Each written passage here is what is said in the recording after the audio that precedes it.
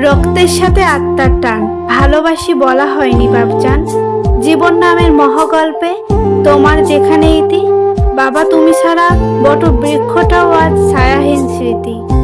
ভালোবাসি বাবা বলা হয়নি তোমাকে, ভালো থেকো তুমি।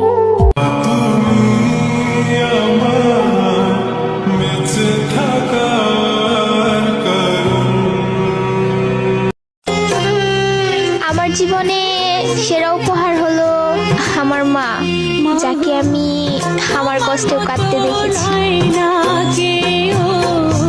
রাসূল সাল্লাল্লাহু আলাইহি সাল্লাম বলেছেন, যদি কোনো সন্তান তার মা বাবার কবরের পাশে দাঁড়িয়ে সূরা ফাতিহা একবার পাঠ করে, তাহলে ওই সন্তানের পাঠ করার ফলে 40 দিন পর্যন্ত আল্লাহ তাআলা কবরের আযাব মাফ করে দেন। সুবহানাল্লাহ।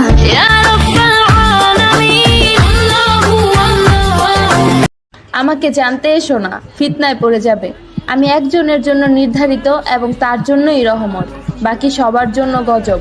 হ্যাঁ, আমি নারী।